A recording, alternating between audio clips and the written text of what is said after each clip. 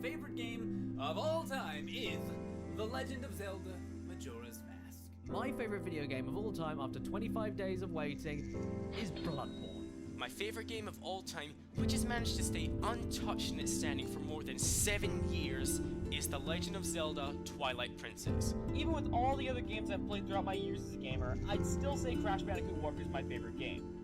I, as a person, have been playing games for as long as I can remember. Since a young age, I've always been enthralled in some way by the games that I have played, and I've accumulated quite a knowledge of them. But even with all those games that I have played, I still have a clear favorite game. Now, this video is not about my personal favorite game. Hell, this video isn't even about me. It's about everyone else who plays games. Now, contrary to what some may believe, video games are art, and they truly mean something to people. Everyone who plays games can tell you that more so than any other form of media, video games are somehow able to connect with a person on a truly emotional level. This also means that, shockingly, people have different opinions on what they consider their favorite games.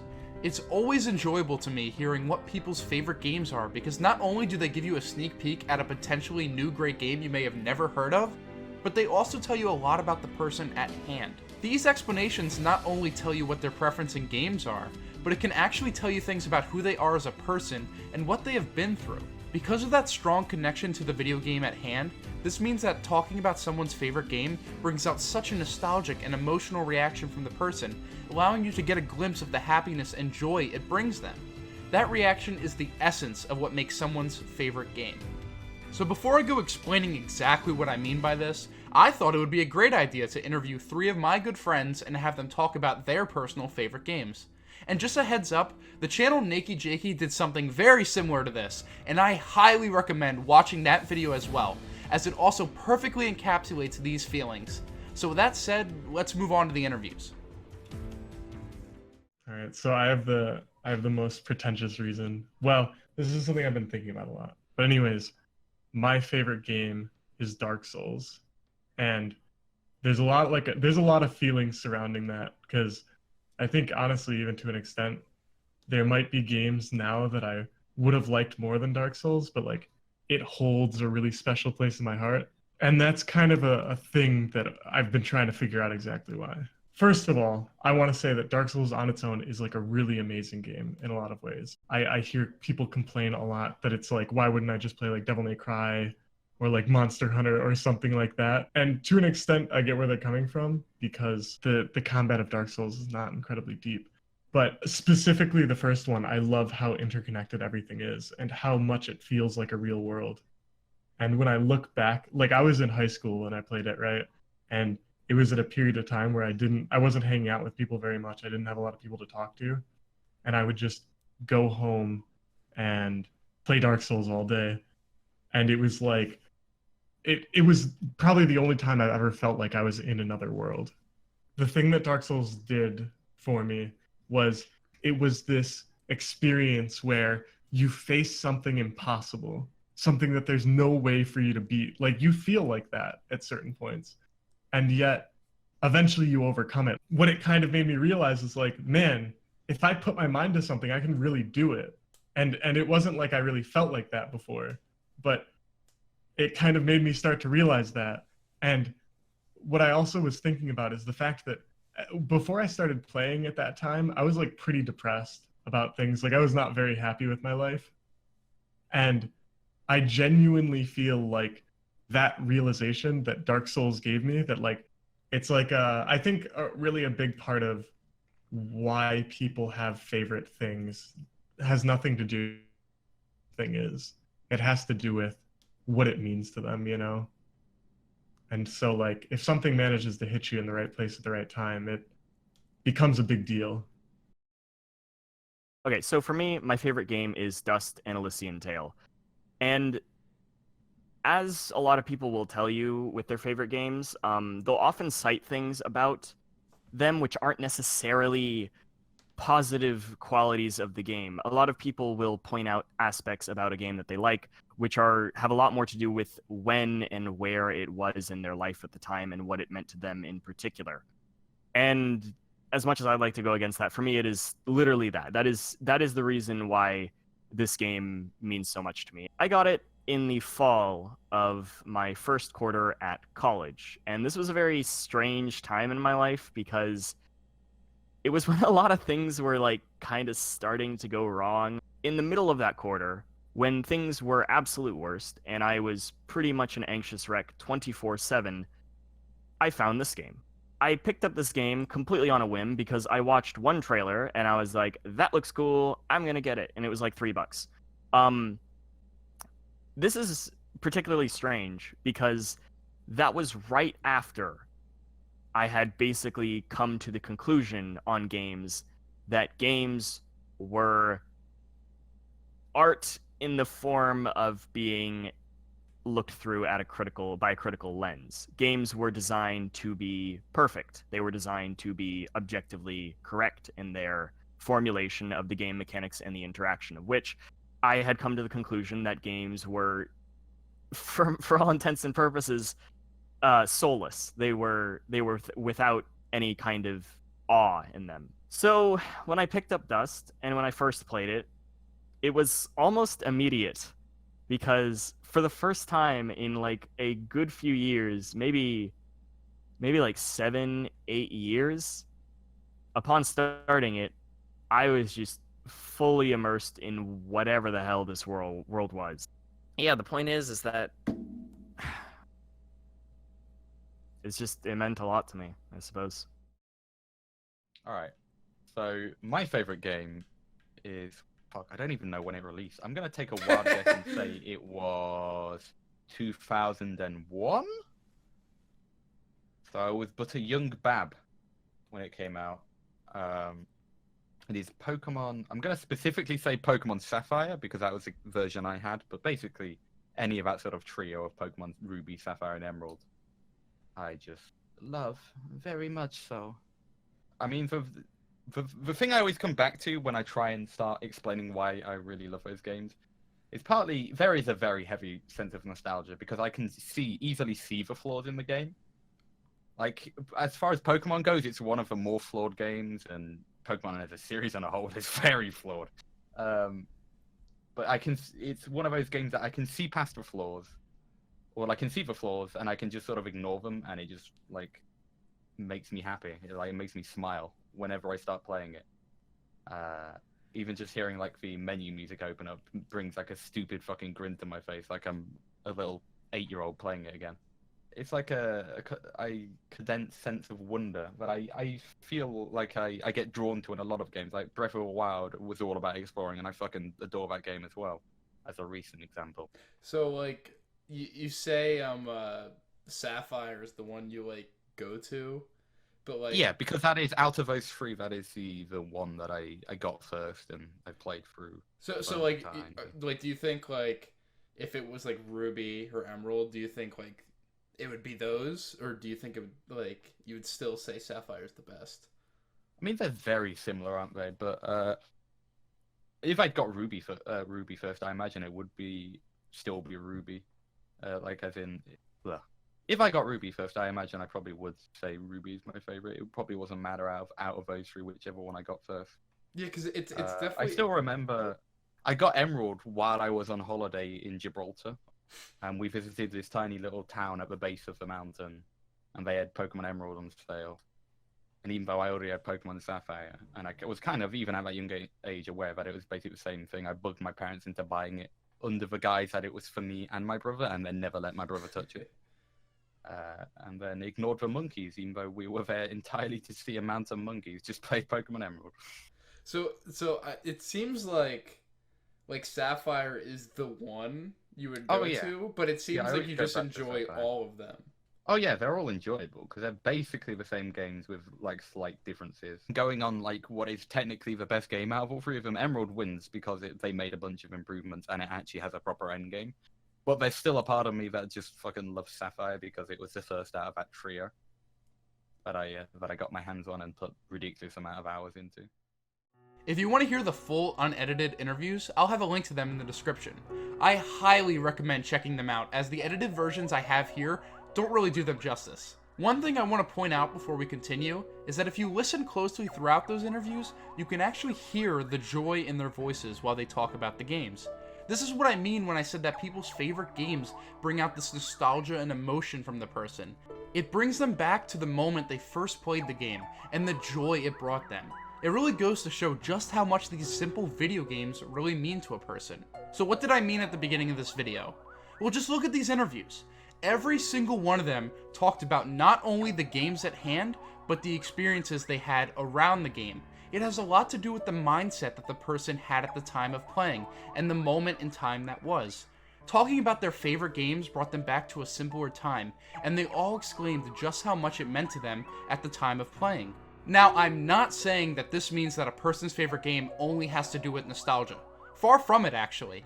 However, a large portion of their choices do have to do with two things: the actual game and timing. The first point is easy to understand. The game actually has to hit all the points that a person wants in a game. If it doesn't cater specifically to them, then obviously it won't be their favorite game. This is why a good portion of the time, you see people with strange niche picks for their favorite games. Because instead of trying to cater to a large audience, the game is instead catering to that one type of person's wants in a game. And that is also why someone can never truly be wrong in the choice of their favorite game. Because if they got that much enjoyment out of it, then their choice will always be valid. Now moving on to timing. This part can actually be more important than the game itself. Go back to what Sir Azur said about his favorite game, Pokemon Sapphire. In his interview, he states that even though his favorite game is Pokemon Sapphire, a large reason for why that's the case is because it was the first one he played. This has a lot to do with many people's favorite games. You see, many people state that they have since played games that they deem better than their favorite one, but it is not their favorite game. That is because the time they played the better one was not as perfect as the time they played their favorite one. Now, once again, this varies from person to person. Some people do choose their favorite games purely based off of the mechanics of the game and how structurally sound the game is. But even with that, you still see these people talking about things around the game, like the time they played it. It may have a smaller role in their choice, but it is still there. That joy that the game brings them from how the actual game plays and the timing that they played it at is the essence of someone's favorite game. It is the single largest reason, in my opinion, that games are important. Because even though these are just video games, the meaning these things have to people and the emotion it brings to them is nothing short of spectacular. Now, to end this video, I asked my audience on my Discord to write down their favorite games and why. And I'm going to read off a couple of my favorite ones I read.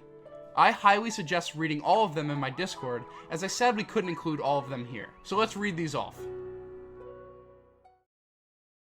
PogChamp's favorite game is Star Wars Battlefront 2, the 2005 version. His explanation is, "It's a fire-ass game, man! The guns are great and the atmosphere is perfect. The voice lines make you feel like you're just another soldier on the battlefield, and added effects like random explosions on Kashyyyk just add to the atmosphere. With every class being specialized at one thing, it makes team building important. Having huge LAN parties at my house with my buddies are my favorite memories ever. Or playing with my dad when he got home from work. He was a private investigator, so sometimes he'd be out doing stuff for days at a time. He'd bring the PS2 and the Genesis with him so he could play Genesis Shadowrun and Star Wars Battlefront 2 in hotel rooms. And when he brought it back, we played over and over instant action for hours. These are my fondest memories ever." Gelatinoso's favorite game is Max Payne 3. His explanation is, "I'm 17 now, but I bought Max Payne 3 when it first came out. I even pre-ordered it as I had seen it in a PC gaming paper. This would be around the time I started really growing up and developing as a teenager, so this game helped me develop in some ways.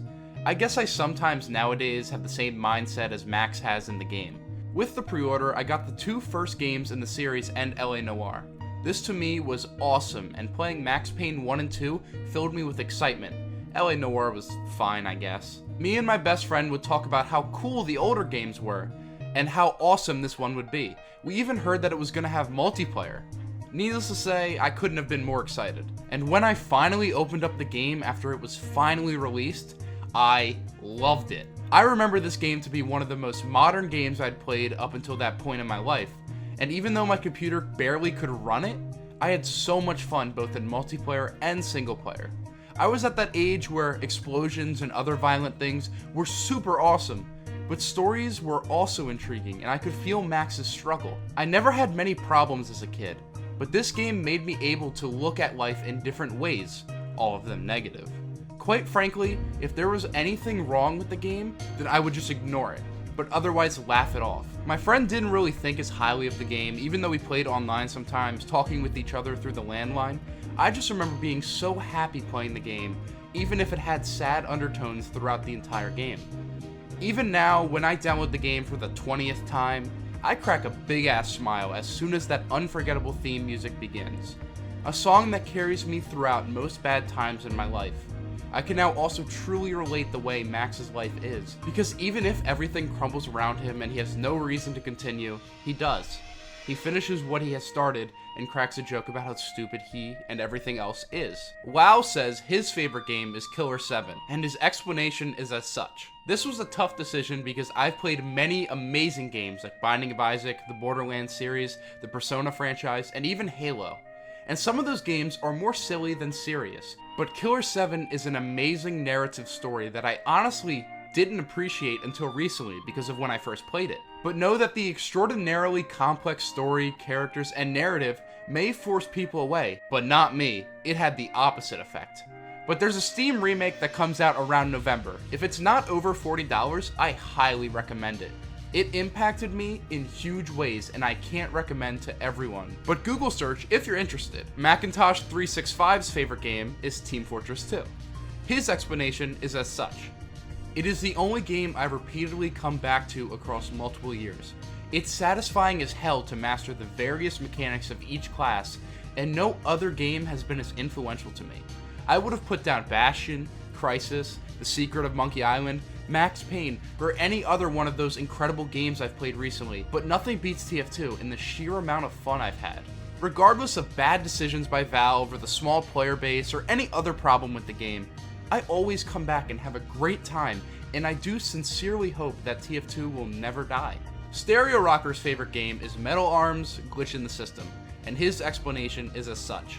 Fucking solid ass third person shooter, right? Robots, right? Really decent story, right? Multiplayer, right? Ability to control certain robots that get spawned around the map during multiplayer and have a completely new ability set, right? Right. Discord Cat's favorite game is Hotline Miami, and his explanation is as such. The atmosphere is disgusting, the art is gruesome, and the gameplay is fresh. Gives a good challenge without punishing death too hard. The rush of winging it and barely getting away with playing fast and dumb is exhilarating.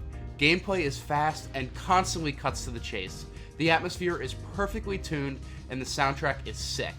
It feels like it isn't holding anything back and doesn't really care about morals. It's just stupid fun. Unknown Sir's favorite game is Uncharted Drake's Fortune, and his explanation is as such. I could be pretty biased, mostly because this is the game that I used to play in my childhood. It was the first game I bought for my PS3 because of the way it was presented at first was really appealing to me. The fast-paced gameplay along with the intriguing story of finding El Dorado, the intro music at the start screen is just beautifully presented along with the title screen. It just hooks me into pressing that start button instantly. Jacob's favorite game is Minecraft, and his explanation is as such. So hold on a second. I know what you're thinking. This guy's favorite game is Minecraft? I think the best way to describe it is, it lets you do whatever you want with almost no boundaries or restrictions. Many games have their own idea of what they want you to do and when, but even though Minecraft has endgame goals and many different achievements, it never shoves any of that in your face. It is such a different sort of experience sitting down and playing a few hours of any version of Minecraft than any other game I've ever played, especially in multiplayer. I have very fond memories of creating an economy back in the 360 days, and charging people paper to build their houses, and making them buy stuff like wood from our lumberjack or stone from our miner. The music certainly helps inspire that reaction as well. It's so underrated, yet so instantly recognizable in a way that I've never seen a game or any other media do before. Above all else, the memories really do make this game one of my favorites. Sifting through old world files a few months ago for the first time in over 4 years really hit me hard, and sort of forced me to recognize how great this game really is. Too long, didn't read, a good ass game. And finally, we have Moose. His favorite game is Darkest Dungeon, and his explanation is as such. The reason I love this game is the same reason I enjoy anything. Due to the inherent difficulty that comes with it, such as dealing with money management through the gold you get at the end of quests, the heirloom system, which also balances out the idea of only getting money since money can only get you so far in this game. There are many other management systems in this game, such as managing HP and stress of your heroes, as they explore the dungeons. Each character is also unique in their own right. For example, the Abomination class / hero has two forms, one which is a human, with stuns and damage over time attacks, or the other where he becomes a monster with more direct damage, with the penalty of stress damage on the hero. Stress is such an issue in the game. With a hero reaching a threshold, 100 stress, they go through a random check that can inflict a status on them, this being afflictions or virtues, and these last until stress is removed in town or battle. However, if you don't manage stress and it manages to hit 200, the hero will have a heart attack and thus put them at 0 HP, meaning the next attack has a 33% chance to instant kill them. I love how hard the game is in general, and if you do the hardest difficulty, you have only 99 dungeons to complete it. That's a lot less than it sounds. The DLCs are great too. One adds another problem to the mix, i.e. the Crimson Curse. The curse requires the hero to be fed the blood to survive. In conclusion, this game is bonkers and I love it.